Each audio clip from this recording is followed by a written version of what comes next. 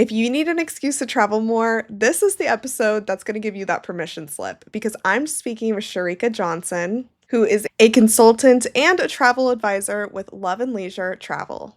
We talk about how giving yourself the freedom to relax and rest can actually create space in your life and in your business to come up with those more creative ideas and to actually how taking time off can help you accomplish more. One of my favorite takeaways from this episode is that rest isn't a luxury.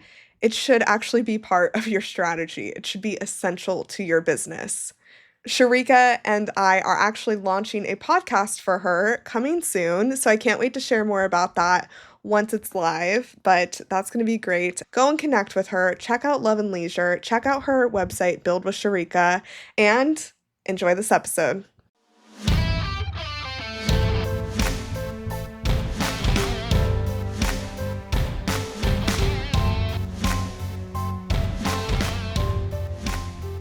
Welcome to the Employee to Boss podcast, a podcast for everyone with an entrepreneurial spirit. Every week, I am joined by successful guests in all different industries and stages of business who will share what their experience was like transitioning from employee to boss. This is a resource for you if you're wanting to start a business, go all in on your side hustle, get to the next level, or just hear what it's like taking the leap to becoming your own boss. I'm your host, Haley Hayhurst, the owner of Espresso Podcast Production, a full-service podcast production agency specializing in editing, marketing, and strategy. Let's dive into today's topic. Hey, Chericka, thank you so much for joining me on the Employee to Boss podcast. I'm so excited to be speaking with you today. Hey, Haley, excited to be here. Thank you for having me. Of course, of course. So we recently met. We're both in Seattle. We are a part of the Seattle Executive Association, and I met you when you were just testing out the group, trying to decide if it was something you wanted to join or not. And I think when I go networking, there's always certain careers that stand out to me, like more creative careers, freedom type careers, and those type of things. And that's what you have. You are in the travel agency world, and just hearing your passion and story behind it has been really fun. So I'm excited to dive in deeper with you today on how you got here to be running Love and Leisure. Yes, I'm so excited. I love travel. I'm passionate about travel personally. I've been to over 30 countries. It brings me joy to learn about different cultures, different music, food, all of the things that you experience when you travel. It is very liberating. You become so self aware of yourself and when you travel with others. It Yes. really helps open up your eyes in who you are as a person and just forming beautiful memories. And so, yeah, I'm excited to share my story and to chat more with you. Yeah. So tell me, what did your journey from employee to boss actually look like? Yeah, so I sit at the intersection of entrepreneurship, nonprofit, and corporate. I actually started my career in sales with a major consumer packaged goods company, and I climbed the corporate ladder, became a regional manager there. Then, in between my time and really thinking about what do I want my legacy to be? What do I want my mark to be? I started Love and Leisure in 2019, and I always did Love and Leisure plus something else, and so I ended up going into nonprofit and creating like a first of its kind digital tool. And not until recently, within the last few months, where I decided, well, as my good friend said, you've jumped off the porch, it's time to fully jump into entrepreneurship and really investing in Chericka and my legacy and my business and what I want to accomplish. Yes. Yeah. So what was it about entrepreneurship that made you want to jump all the way in? And what about it in the travel industry specifically? Sure. Well, I think that when you learn how to kind of grow and scale organizations, you contemplate and think, if I can do this for other companies, then why can I not do this for my own company?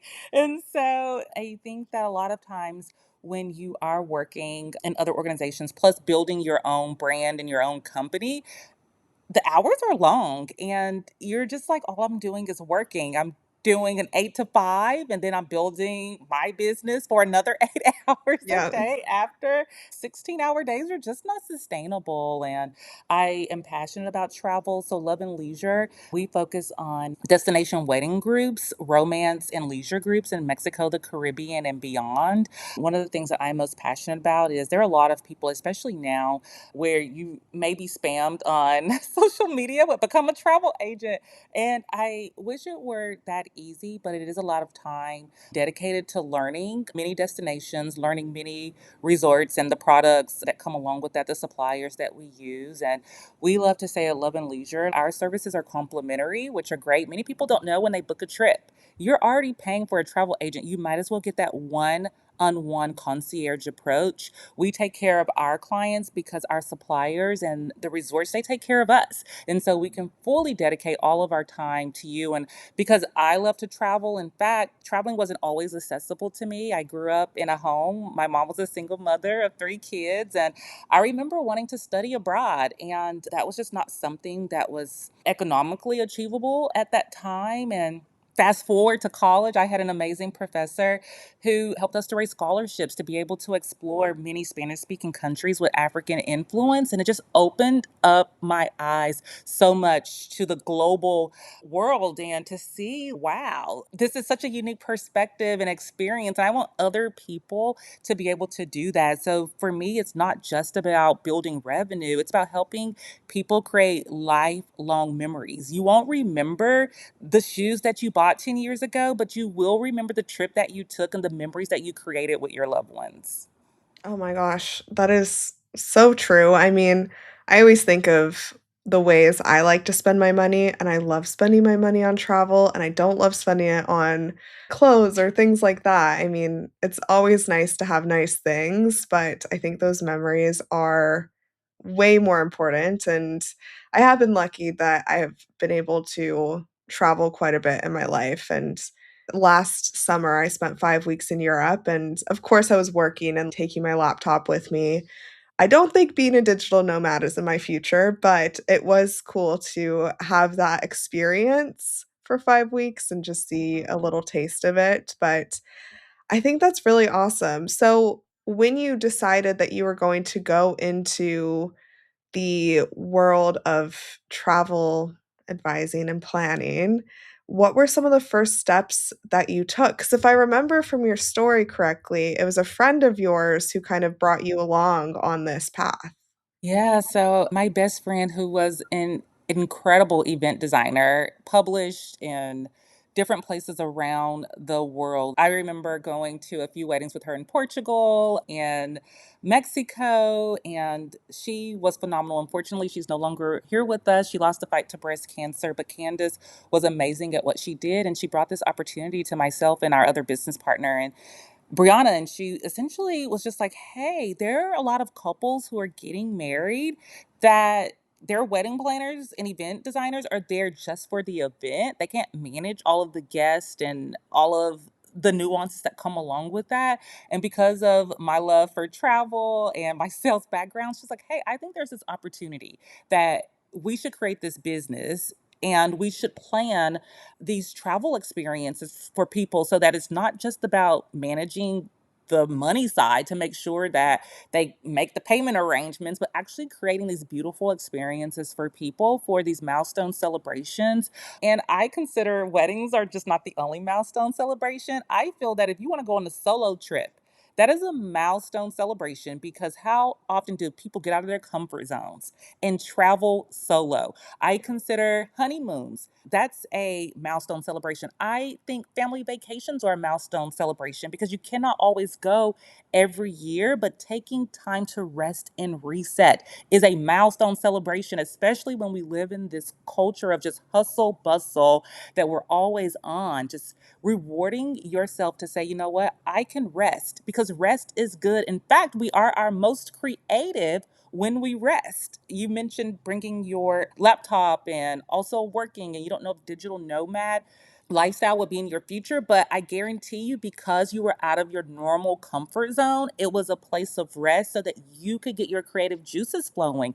And you probably had a million ideas that popped into your mind just when you were out of your normal comfort zone, when you were seeing life from a new perspective and just having these new and different experiences. I really think help us to be more creative, especially as entrepreneurs and business owners.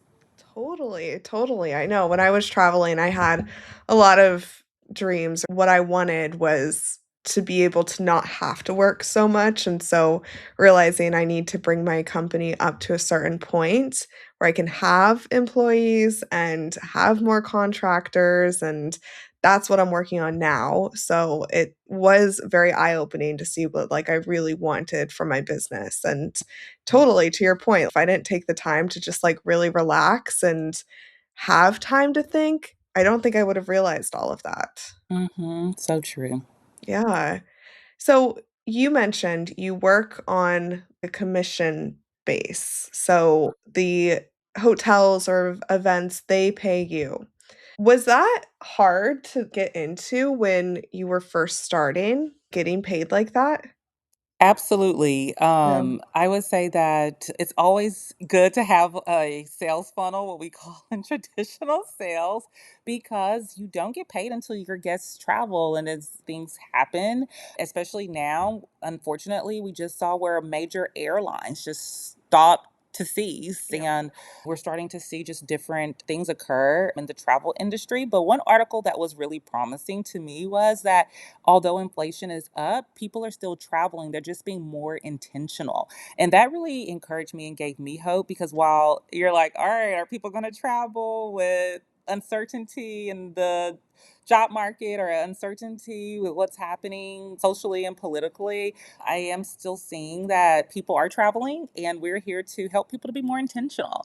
And it is challenging when you're just like, okay, that first year, I remember, because you did not have people in queue and ready for the next year. But once you kind of get your clients in, we're already planning. We're planning a year out. So my clients that I started planning with last year for weddings and group travel and family vacations, this year we started planning last year. And of course, some people like last minute trips, and Yeah. I love those because it's like, oh, that's icing on the cake. But we look forward to the next year and in that cycle of 12 months out. So starting to plan like weddings and events and groups for 2027. Yeah. When someone's looking to plan a trip and is looking for a travel advisor, what are some things that they should look for? What are some green flags versus red flags? Guys, I love AI. However, the human touch is so important, because even when I have wanted AI to help me curate a lead magnet, I had to fact check it so many times. And that's why I would say go with a travel agent who's been there. A lot of times AI, while I love it and it helps us to be more effective and efficient, some of the nuances and the facts and details are not always the most accurate. So I would always say red flag, fact checked, ask if you're using Claude or ChatGPT or whatever AI you're using, fact check is one of the biggest red flags, because I know a lot of people love to use that. And I am a proponent of it myself. I would say green flag is there's a season called wave season, and wave season, it starts at the beginning of the year, like the best time to book. Like you can find some of the best deals in January, February, March. Book early, green flag, because you can typically find better availability, better options. And I would say is green flag is go with someone who has experience in the destination or who has a network of other individuals within the destination. Sometimes we feel that we can plan our own time. Red flag, a lot of people are busy. You have full schedules. We love to help many entrepreneurs, many business owners, many busy professionals, because your life is full. Why spend a full time job? Because if you've ever planned your trip, Haley, what you said you went on this 5 week vacation, that was another full time job just planning the trip It to was. figure out. It really was. Oh my gosh, it took so much work, and I was using AI for some of the planning, and I was like, "I'm gonna get stuck on the side of the road somewhere, like, I need to ask some questions to someone." Yes, and even I love that a lot of people use some of the big websites to go to, but you can ask a website questions. When something happens during travel, you want someone who can hold your hand and to guide you. We always hope that nothing goes awry, like delays or interruptions, but in the event that they do, we have a dedicated team. I'm human, I can't be available 24/7, but we have our concierge team that are available to us through our suppliers who will help guide you that you can call 24/7, especially if it's an international trip and you're in a different time zone. Yeah. When you are doing all this planning, I want to ask about who you like planning for the most. Is it couples? Is it weddings? Is it destination weddings? Who do you just like love doing the planning for?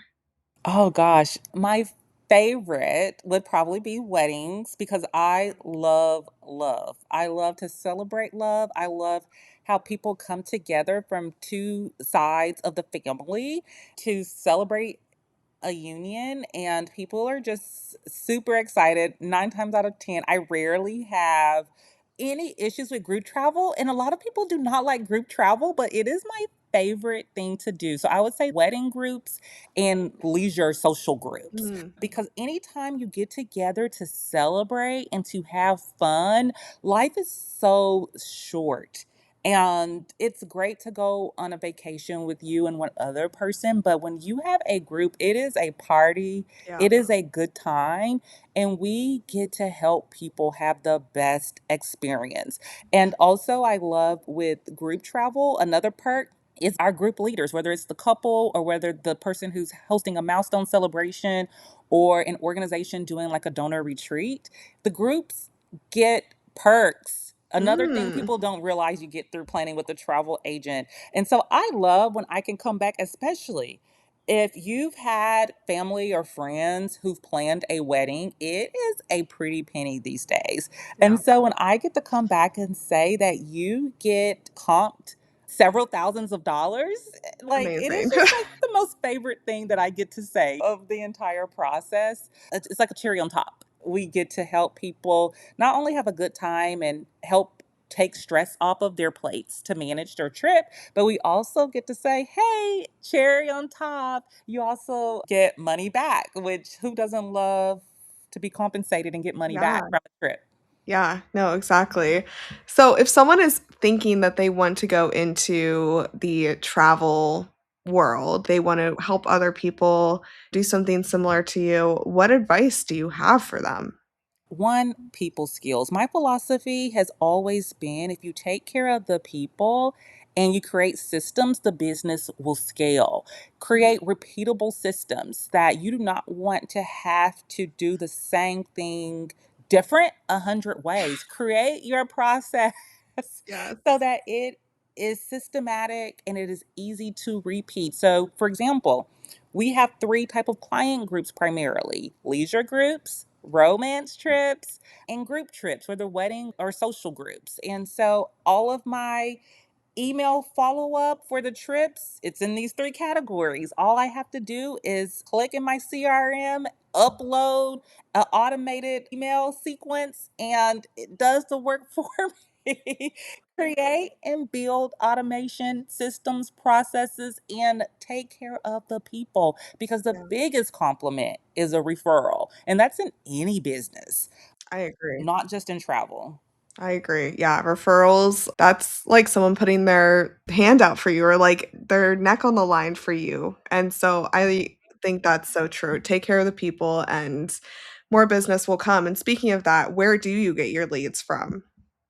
Oh, we get a ton of word of mouth Okay. referrals. We also have a destination wedding group on Facebook, so we get a lot of referrals through that. It's called Black Destination Brides, and it's specifically for Black and women of color to be able to find makeup artists, which is very hard to find, to be able to find DJs and that can cater to the demographic that we serve in that group, and then Instagram. I always love when people find us on Instagram through social media. I haven't gotten into TikTok yet. I know I need to kind of get with the most current social media space. And then I'm a part of a consortium. It's called Travel Leaders. And so I actually get clients from Travel Leaders as well, which is great. And that's Oh. typically where I have my clients leave reviews. And in fact, randomly, King 5 had found me through Travel Leaders and asked me to do like a news segment for the travel industry. Oh, that's awesome. That's so cool. I think that's great that you're in these different places, but like have a target audience and have an audience in mind and have your specialties that people can know you for. You can't do it all. Like, while No. I traveled over 30 countries, I cannot say you are a master of anything if you are in every single Yes. Yeah. lane. And so I love to say if you're looking for Mexico, the Caribbean, we are your go-to people. But because we have traveled and we have an extensive network, we do also do other travel for our clients to other Totally. destinations as well. Yeah, I had a guest on the podcast, I wanna say 3 years ago. It's been a while, but she did travel also, but her specialty was female solo travelers who wanna stay in, like, hostels and things like that, which Oh, wow. it was very fun, and I actually my first trip, she did help me plan, that was a solo trip, and Very cool. that was exciting and all of that, and I think having your niche like that is everything. You've done some solo travel. Yes, I have. So a lot of times when I'm even just doing site visits to go and explore, I love it. I remember the first time I traveled solo and I went to Mexico and I was like, "Oh my gosh, should I go out by myself? Should I do this? I'm not sure." I was kind of on the fence because typically I would have at least one other person with Yeah, me, whether it was my husband or a friend or whatever the case may be. But when I tell you, I had the most amazing time that I could sleep how I wanted to in my bed.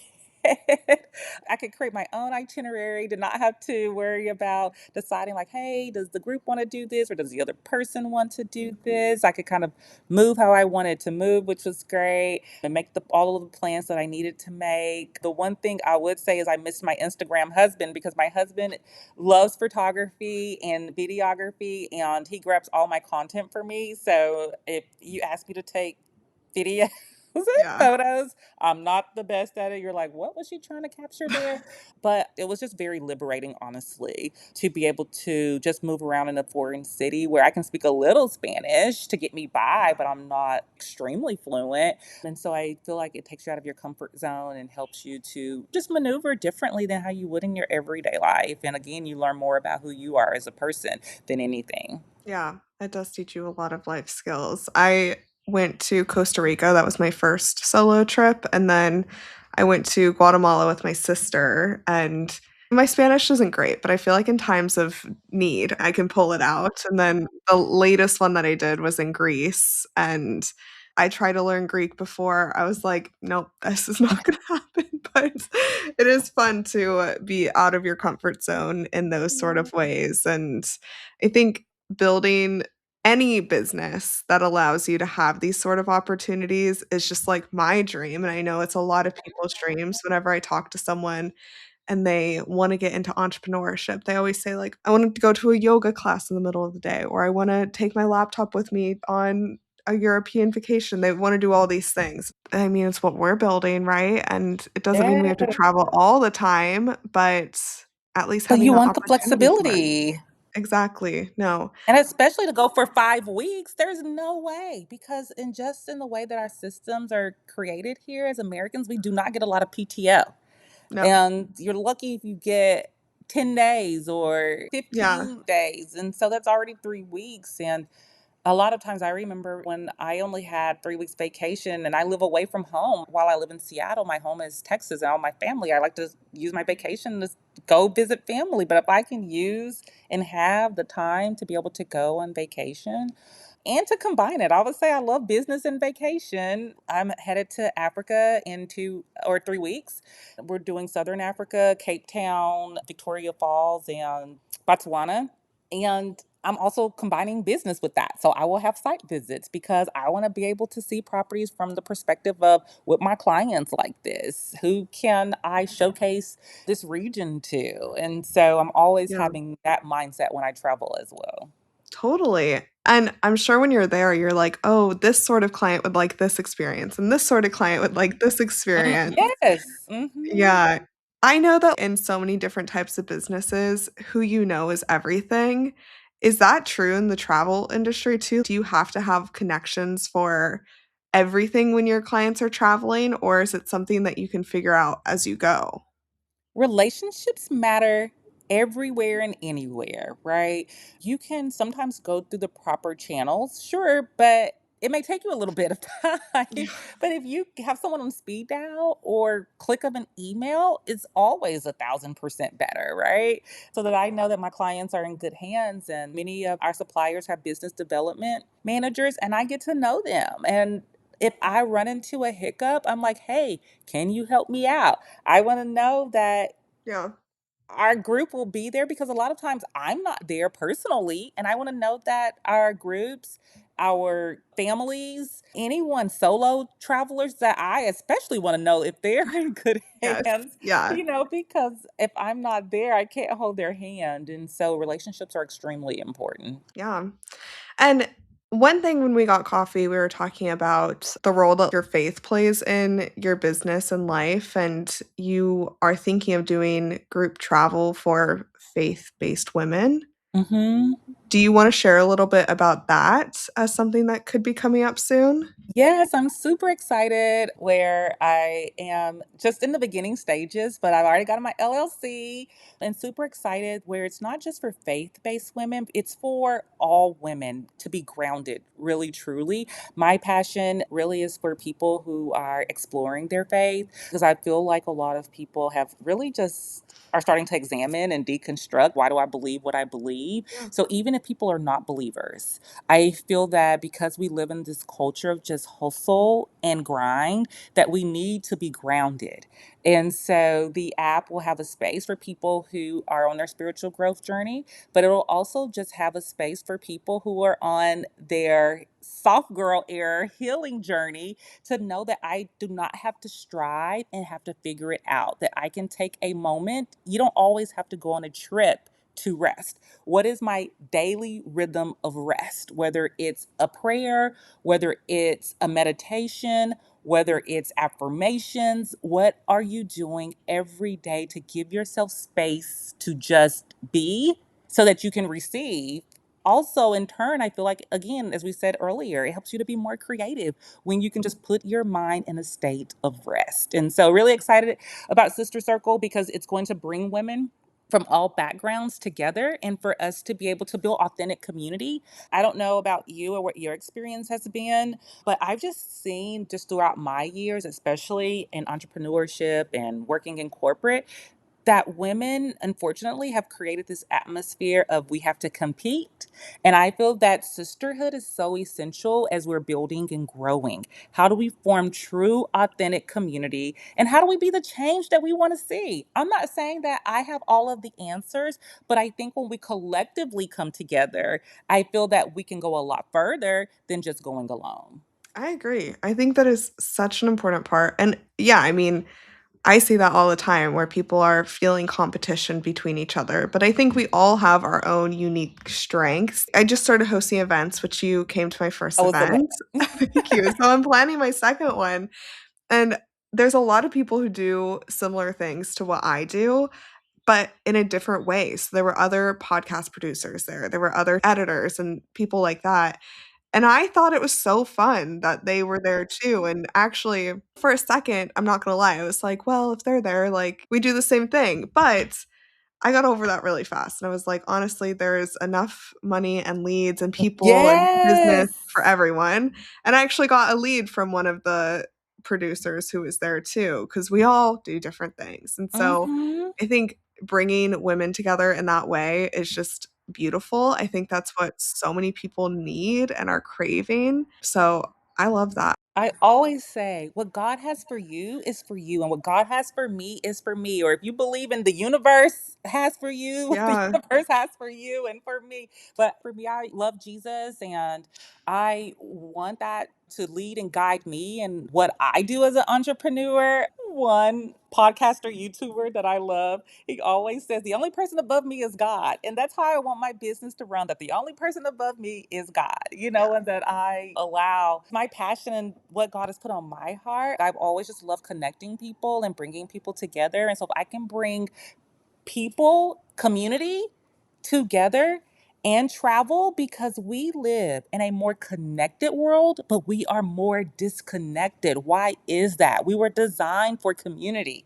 We Yeah. were designed for rest. We were designed for creativity. And so why can't we do all of that at the same time?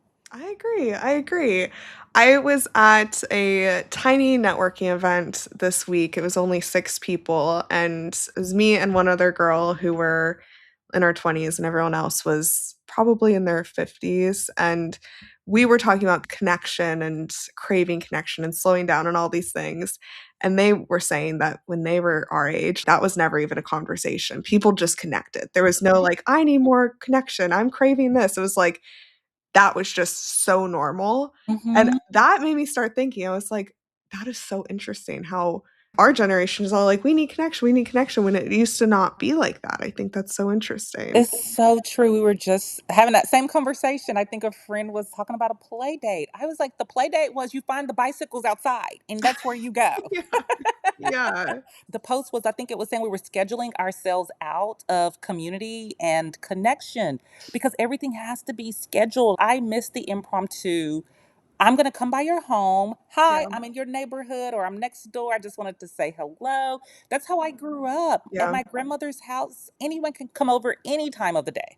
yeah, Didn't matter. It was like, hey, I was just stopped swinging by, rolled by. I miss that. That's how I grew up. And really just want people to truly have that because we crave that. That is how we were created and designed to be in community with one to another. And that's why we're craving it. yeah, exactly, and that's what you're bringing together with your love of travel and connection, and I think that's a beautiful marriage of the 2, Yeah. so I'm excited for that when it rolls out. You're gonna have to come back on the podcast and talk Yes. all about that when that time comes. But I have loved this conversation. And is there anything that you want to share before we get into your action steps for the week? No, this has just been so good, Haley. And I just love that you just open up space to hear from different voices and different segments, and just to help people understand going from employee to boss. It can be a little scary and not Yeah. knowing sometimes what's next, but to trust that we can walk by faith and not by sight, and that trust that it will be all in well. And so I'm excited about this journey and this future. And thanks for having me to share more about my passion. Of course, of course. No, I love talking with you. So, my last question, Sharika, is if you could share 3 action steps for the audience to take based on this conversation. So, like I mentioned, there's so many things that we can do, podcast episodes we can listen to, ebooks that we can read. Like, we can do all these things, but nothing happens unless we take action. So, what are you going to challenge the audience with? Yeah, I would say is how are you resting well? What is the one thing that you are going to do this week for self-care? Whether that's journal, whether that's take a walk, but how are you going to one take care of yourself, because you cannot pour from an empty cup. You can't pour into your business, you can't pour into your clients, you can't pour into anyone until you are grounded, rested, and cared for. So that would be the first thing. The second thing I would say is have a weekly check in. I went to this incredible webinar that the Tory Burch Foundation had, and I was like, this is my thing. I'm going to tell everyone I know to do this. The weekly check in, it had like 3 easy, simple questions. It was just for your business every week to ask yourself, where am I headed? Am I on track? So a lot of times we're just like, where am I going? What am I doing Yeah. here? You just have like all these things that you're doing, but where am I headed? Am I on track? And then when it comes to revenue generating activities, what will make money today? And so thinking about those things. And then the other thing was really around leadership and communication. Who do I need and how can I support them? Or who do I need to become a leader in this? And the last one was, how can we increase client value and retention? And so all of those questions I have been thinking through and thinking on. And then the last thing I will say is, a lot of times we do not get out of our comfort zone. What are you doing to get out of your comfort zone? Who are those businesses that you're going to reach out to personally? I'm even challenging myself with this. There are individuals that I can be networking and partnering with to collaborate. Who am I going to say, I don't care if this is 100,000 employee company. I am Right. going to email them and DM them and put myself out there, whether they respond or not. Because when we do that, we're just building faith. When we do that, we are building trust in our capabilities. When we do that, we are, I think it's just one of those, when they say you're giving yourself these small dopamines, you Yeah. know, that Yeah. for you to say, I can do this. Why not me? Why not me? And so always have that feeling of, I too can do that. And I too can be there. Why not you? Why not me? I love it. Oh my gosh. Well, thank you so much for joining me. Where can people come and connect with you? Yeah, you can follow us on Instagram at Love and Leisure Travel, or you can go to our website at loveleisuretravel.com. Perfect. I'll put those in the show notes. Awesome. Thank you so much. I have loved this conversation. Me too.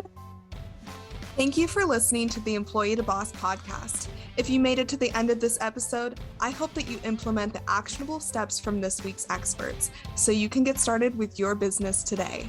Please rate, review, and subscribe to the Employee to Boss podcast on Apple Podcasts, Spotify, YouTube, or wherever you listen to your podcasts. It helps more than you could ever imagine. Remember, a little progress each day leads to big results. We come out with a new episode every Tuesday. To access our show notes, transcripts, and courses, please check out espressopodcastproduction.com.